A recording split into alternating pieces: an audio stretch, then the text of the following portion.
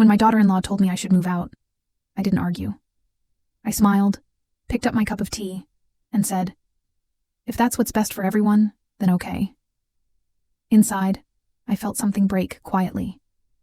Not the kind of break that makes you cry right away, the kind that makes you feel hollow, like air is moving through your chest instead of a heartbeat. I didn't want to cry in front of them. I didn't want my son to feel torn.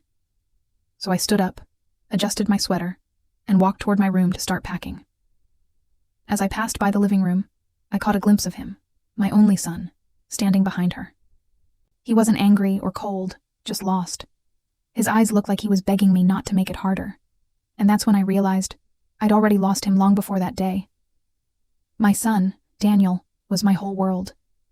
After his dad passed away when Daniel was 7, it was just the two of us. We lived in a small house near Portland, the kind with creaky floors, hand-me-down furniture, and a garden that was always full of weeds no matter how much I tried. But it was home. And Daniel made it feel alive. He was a sweet kid, always smiling, always asking questions.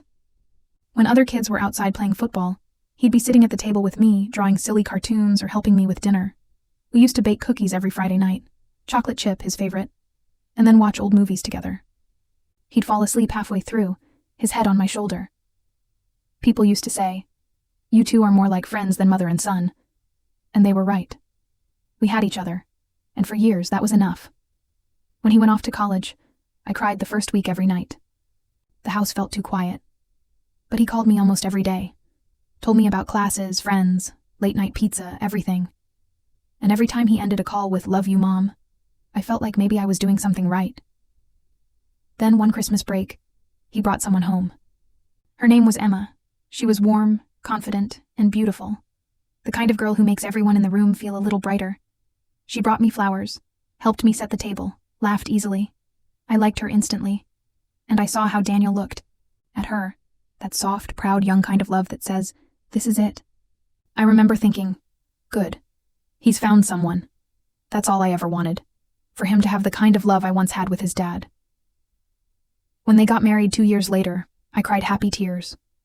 He looked so grown up standing there in that suit, holding her hands, promising forever. I stood in the front row, clutching a tissue, whispering, "That's my boy."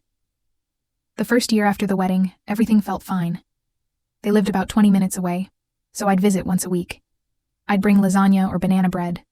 We'd have dinner, chat about their jobs, and laugh about little things.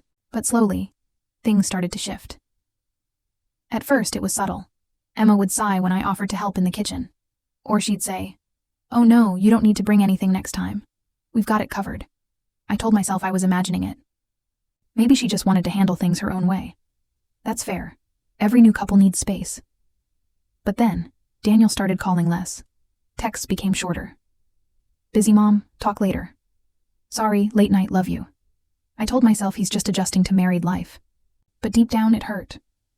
Then one Sunday, I stopped by unannounced, something I used to do all the time. They were home, but the look on Emma's face said I shouldn't have come. "Oh," she said. "We weren't expecting company." I laughed awkwardly, holding a pie I'd baked. "I was in the neighborhood and thought I'd drop by." She smiled politely, that tight, practiced kind of smile, and said, "That's sweet, but we were just about to head out." Daniel looked caught in the middle. Maybe next? Time, Mom?" So I stood there, holding that pie like a fool, and said, "Of course, no problem." I walked back to my car, placed it on the passenger seat, and cried quietly the whole way home. After that, I started calling before visiting. Sometimes they'd say they were busy. Sometimes they just didn't pick up. When they finally did invite me over again, things felt off. Emma barely spoke. Daniel kept checking his phone. Dinner felt like a meeting, not a family meal. At one point, I mentioned how much I missed having him around the house. And Emma said, half joking but not really, "Well, maybe that's why we moved out. You'd never let him go otherwise." I laughed politely, but my stomach tightened. That night, I couldn't sleep. A few months later, Daniel called with news. "Mom, we're thinking about selling the house and moving a few states away. Emma got a great job offer." I tried to sound supportive. "That's wonderful, honey. I'll miss you both, but I'm proud of you." He hesitated before saying, "Yeah, we'll visit when we can." That's when it really hit me. I'm no longer part of his everyday life. But before they moved, they asked me to stay with them for a few weeks while they packed up. I was thrilled. I thought maybe it was our chance to reconnect, a few weeks together, just like old times. I cooked, cleaned, helped organize boxes. I tried to stay out of their way, but I could feel Emma's tension. She'd sigh when I offered help. She'd whisper to Daniel when she thought I couldn't hear. One evening, I overheard her say, "I can't live like this. It's like having another roommate."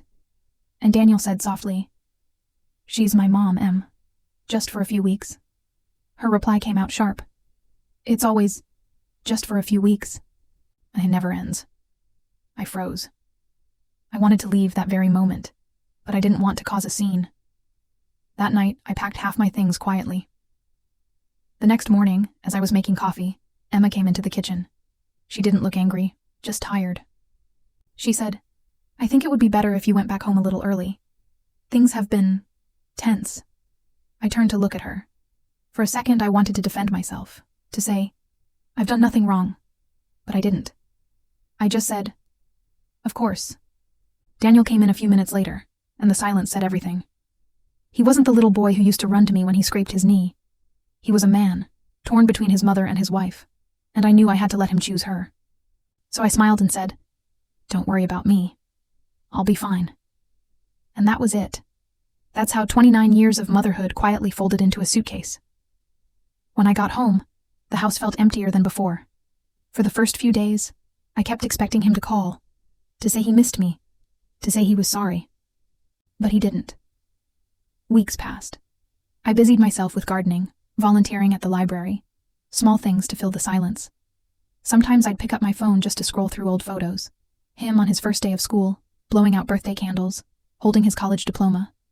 Every memory felt warm and painful at the same time.